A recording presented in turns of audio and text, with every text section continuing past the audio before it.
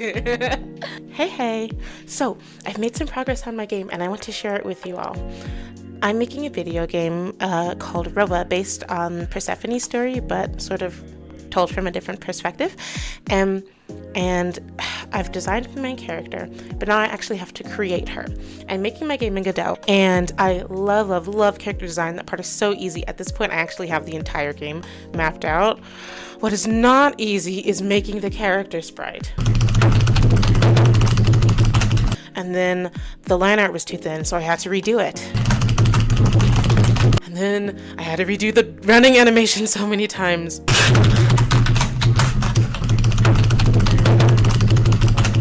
And then I had to do it again. But as much as like suffering through making that part was, actually getting to see the 360 of my character was super fun. So I have the sprite now, but there's something wrong with the animation. See how it's like shaking back and forth even though she's supposed to be standing still? That's called jitter. And to fix it, I took my sprites and I put it into a software called Pixel Studio. It's actually technically a video game. It's available on Steam. But I take my sprites, I crop them, and then I just make sure that they're on like the exact same like positioning, essentially. It's actually not as difficult as it looks. You can zoom in and see like the exact pixels. So for every animation for this one sprite, because this is our main character insofar my only sprite, I just do that and I align it, and then I take the image, I make sure that all of the pictures fit into how I'm going to crop it, and then I crop the picture. And I have my little animation now. And then I resize the image to be 640 by 640 so that all of my sprites can be consistent. And see, now there's no jitter. So that is our main character done. Next, I need to design and then create assets for the background. So right now the background will just be a sketch, but I am not an environmental artist, so I was like nervous to do this. But what really helps is treating the background like a character design. I know that level one, really the tutorial, will be our main character waking up in a field and told by her mother, Amaya, to go like reap grain, and that's how I'm going to teach the player how to use the controls for the game. I also want to stick to a strict color palette. This game is going to be monochromatic. You can see it's got like a pomegranate theme going on.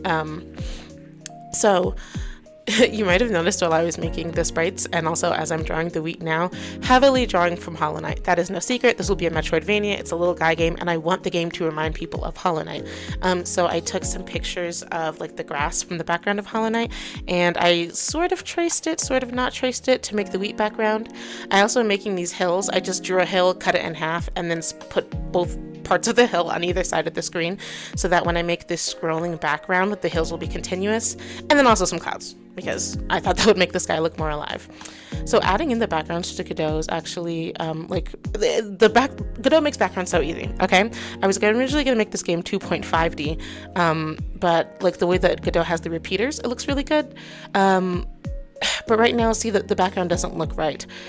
You probably even couldn't tell that she was moving until she ran off the edge of the screen, and that's because I was not using the parallax effect in the backgrounds yet.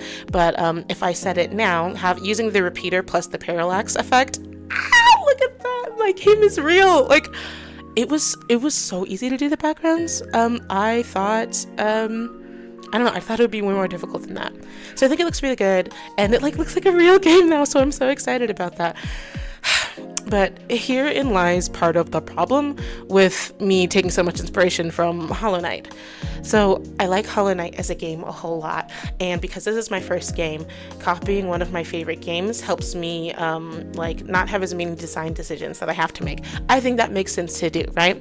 My problem, I'm also constantly comparing my game to Hollow Knight, which is a really high standard to have for your very first game, and I don't regret trying to copy Hollow Knight in my game, but I have to remind myself that I'm just one person, and there's this balance that you have to strike when you're trying to make something really good. Like, on the one hand, I'm just one person. I think Team Cherry is like 3 or 4 people. I'm trying to do the work of 3 or 4 people. At the same time, I don't want the game to look bad. I think it's okay if it looks like a first game, but I don't want to write off any like issues that the game has by saying, oh, this is just my first game. And while comparing it to Hollow Knight, I'm trying to give myself a lot of grace, but I did notice that my character's line art was still much thinner than Hollow Knight's.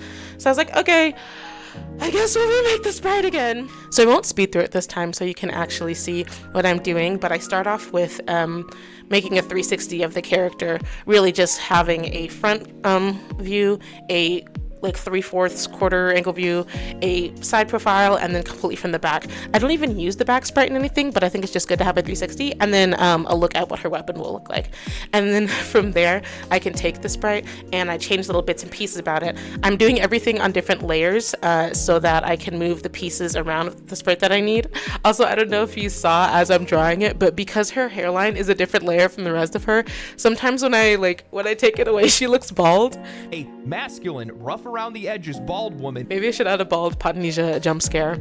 So something else about this game, if you watch the video where I recorded it, if you watch the video where I designed this character, originally her name was going to be Cora and Potnesia was the mother's name, but I liked Potnesia more, so I changed it and now her mother's name is Amaya. I also wanted to add some little animations so that she could look up and look down, because that's something else you can do in Hollow Knight, as well as directional attacks, and I think that adds a lot of personality and depth to the game. It makes it more fun to play. The game has to be fun to play, and also the art needs to be good. So those are my two sprites, and seeing them in comparison, I know for a fact now, yes, the thicker line art one is much, much better. I wasn't sure if I was actually going to use a thicker line art one, so I plopped it in Godot first to make sure I was actually going to use it. Part of me feels a little bit bad, I don't know, somehow, replacing her with, her newer sister. Oh. So these are all the animations for the newer sprite. She spins, she runs, she can jump, although I have to show you that from her idle animation. It makes more sense when it's actually moving. She can attack from the side, she can attack down after jumping, and she can attack upwards after looking up, and also, she takes damage. So that's the progress I've made on the game so far. Another thing to note is the music you've been hearing in the background this whole time is the game's main theme.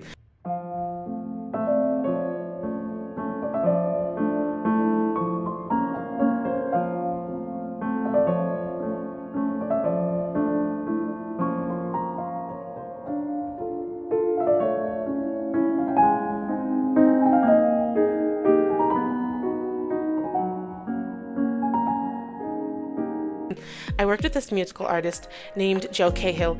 He's super talented. Oh my gosh. I caught him, I found him through one of his live streams, and I was like, I need to snatch up this guy before he becomes super busy. This is an completely original song for the game. It has its own theme, and I love it. I'm so excited about it.